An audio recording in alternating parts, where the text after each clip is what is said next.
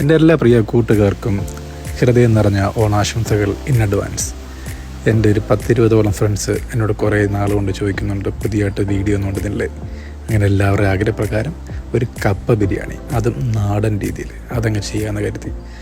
എല്ലാം നാടൻ രീതിക്ക് മാത്രമാണ്. അതായത് നല്ല ചെറിയുള്ളി, തേങ്ങാക്കൊത്ത്, പിന്നെ എൻ്റേതായ രീതിയിലുള്ള മസാല, അതെല്ലാം കൂടി നൈസായിട്ട് നല്ല വെളിച്ചെണ്ണയ്ക്കകത്തോട്ട് നല്ല രീതിയിൽ തേങ്ങാക്കൊത്തൊക്കെ ഒന്ന് വഴറ്റി വന്നതിന് ശേഷം അതിനകത്തോട്ട് നല്ല ചെറിയുള്ളി ഇട്ട് നല്ല രീതിയിൽ ഒന്ന് മൂപ്പിച്ച് വന്ന് അതിലേക്ക് നമ്മുടെ വെളുത്തുള്ളി, ഇഞ്ചി, പച്ചമുളക്, കറിവേപ്പില എല്ലാം ഒന്നിട്ട് മിക്സ് ചെയ്ത് അതിൻ്റെ പച്ചമണമൊക്കെ ഒന്ന് മാറി വരുമ്പോഴത്തേന് എൻ്റേതായ രീതിയിലുള്ള ഒരു മസാലക്കൂട്ട്, ആ മസാലക്കൂട്ട് അതിനകത്തോട്ട് നല്ല രീതിയിലൊന്ന് വഴറ്റിയെടുത്ത് മസാലയുടെ പച്ചമണമൊക്കെ മാറി വരുമ്പോഴത്തേന് നമ്മൾ കാനഡ എല്ലായിടത്തും കിട്ടാത്തൊരു സാധനം കൂടി ഇന്നലെ എനിക്ക് കിട്ടിയിരുന്നു. ബീഫിൻ്റെ മജ്ജ, അതായത് ബോൺമാരോ എന്ന് പറയും.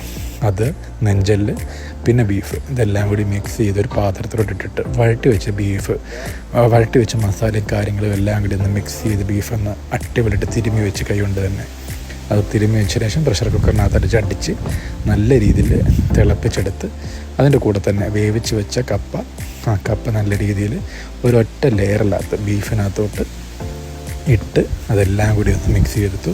നമ്മൾ ചിക്കൻ ബിരിയാണിക്കകത്ത്, മട്ടൻ ബിരിയാണിക്കകത്ത് ഒണിയൻ ഇടുന്ന പോലെ തന്നെ തേങ്ങ വറുത്തിടും.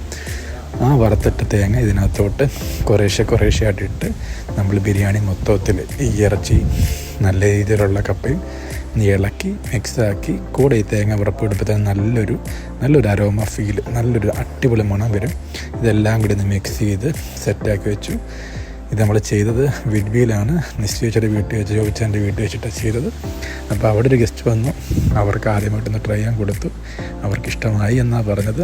കഴിച്ചതല്ല, സൂപ്പറാന്ന് പറഞ്ഞു. അതിൻ്റെ കൂടെ തന്നെ മജ്ജ നമ്മൾ ചെയ്തതോടെ ഇവരെല്ലാം കഴിച്ച് അവരാകെ ദ്രതന്ത പുളകിതരായിട്ട് നിൽക്കുകയാണ്. അപ്പോൾ താങ്ക് യു ഗൈസ്, ബൈ.